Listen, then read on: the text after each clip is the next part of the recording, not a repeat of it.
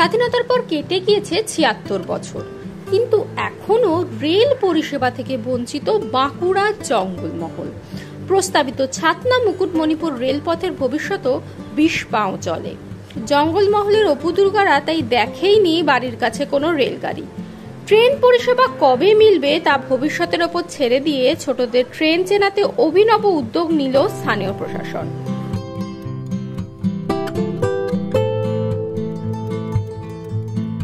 Rail line নেই, অথচ গ্রামের মাঝে দাঁড়িয়ে আস্ত একটা ট্রেনের বগি।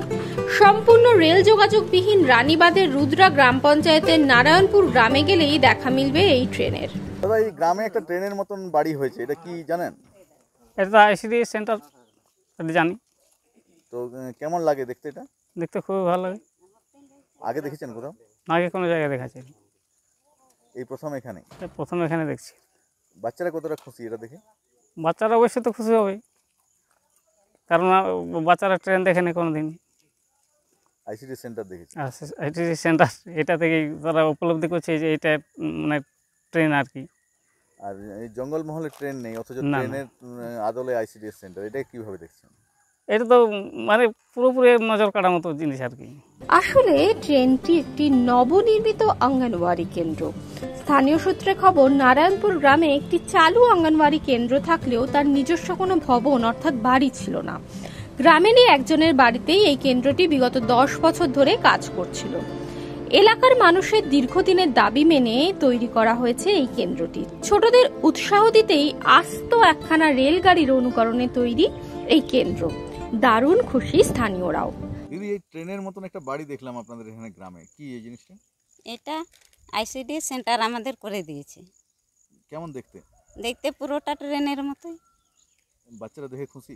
হ্যাঁ, খুবই খুশি। দেখতে আসে, খেলাধুলা করে ওখানে বিকেল বেলায়। তো আমাদের এই জঙ্গলমহলে ট্রেন নেই, অথচ ট্রেনের মতন আইসিডি সেন্টার, এটাকে কিভাবে দেখছেন?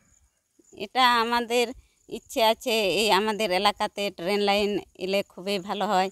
ছেলে মেয়েদের ভবিষ্যৎ জীবন উজ্জ্বল হয়ে উঠবে, কারণ ওরা কোনো দিকে যাতায়াতের জন্য কম খরচে চলে যেতে আসতে পারবে। কিন্তু এই আইসিডি সেন্টার হয়ে গেল ট্রেনের মতন, এটাকে ভালো লাগছে দেখে? হ্যাঁ, খুবই ভালো লাগছে। আগে দেখেছেন কোথাও? না, কোথাও দেখিনি। দেখুন,